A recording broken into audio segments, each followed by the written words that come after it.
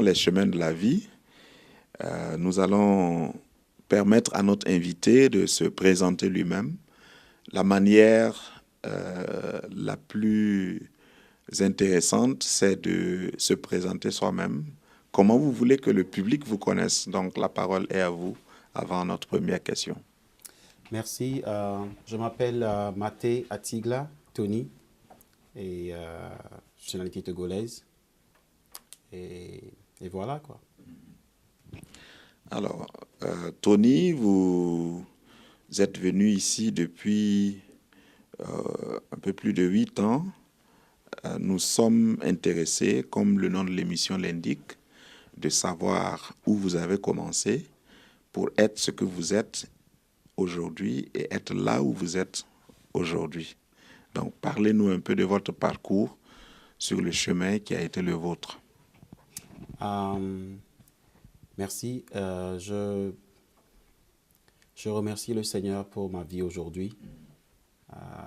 Je me souviens en 2002, en avril 2002, j'atterrissais à Baltimore, à l'aéroport de Baltimore, et je posais mon pied sur le sol américain. J'étais très très content et plein de rêves.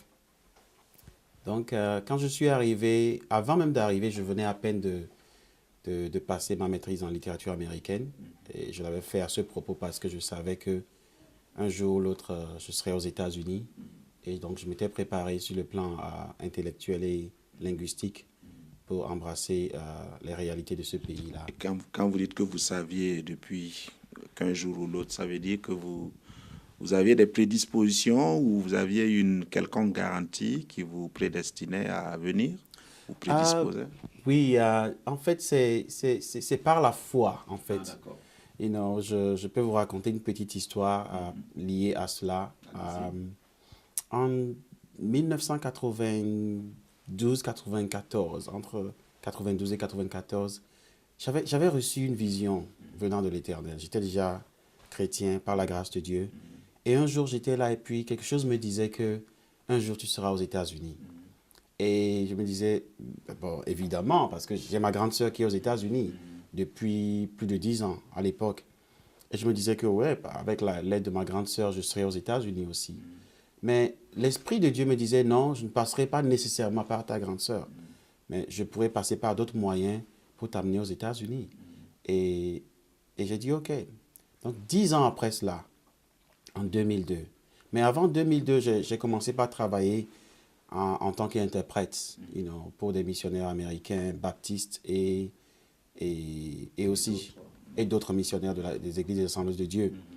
Donc, c'est là où j'ai rencontré beaucoup d'Américains et à cause du fait que j'étais étudiant au département d'anglais à l'UB à l'époque et que ma spécialisation était en littérature américaine, je commençais par expérimenter en fait la pratique de la langue et aussi à découvrir les terminologies américaines, ce qui m'avait prédisposé en quelque sorte pour ce voyage-là. Et donc, après 10 ans que j'ai reçu cette sorte de révélation, le Seigneur a honoré son engagement. Et figurez-vous, en fait, c'était pas par ma sœur que l'Éternel est passé pour me faire venir, mais en fait par un des amis missionnaires que j'avais rencontré qui m'avait en fait donné la possibilité de venir aux États-Unis.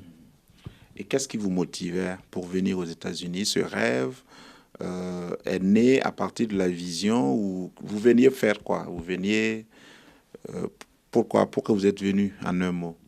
Euh, je crois que la vision, en fait, était le premier motif parce que tout ce que vient, pour moi, tout ce qui vient de l'Éternel est la meilleure chose que je puisse concevoir.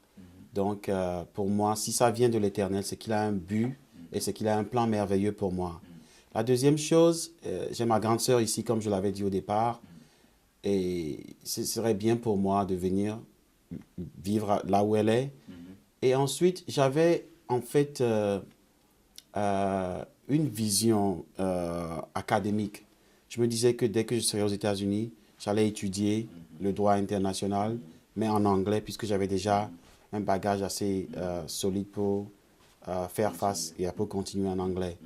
Donc, il y a ces trois motifs-là, en fait, qui m'ont encouragés à venir aux États-Unis.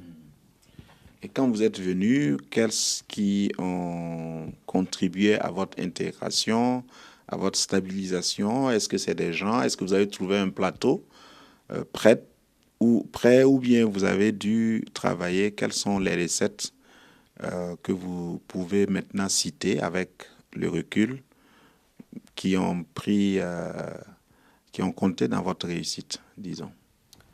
Bon, je dirais que le système américain, dès qu'on y entre, est le même pratiquement pour tout le monde. Lorsqu'on arrive aux États-Unis, rien n'est facile. Il faut commencer par l'intégration au niveau de l'immigration. Il faut ajuster son statut pour être légal dans le pays. Et il y a beaucoup de lois liées à cela.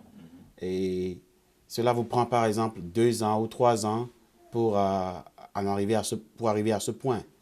Mais ce qui est bon, c'est qu'il y a déjà une prédisposition vue au niveau de la communauté africaine, pour ne pas dire togolaise, qui est déjà là.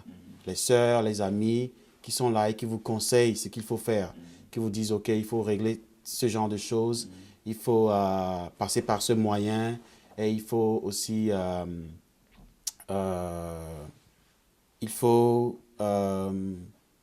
attendre un certain nombre de temps avant d'obtenir ce qu'on veut. Donc tout cela vous encourage et vous aide en fait à parvenir à un certain nombre de choses.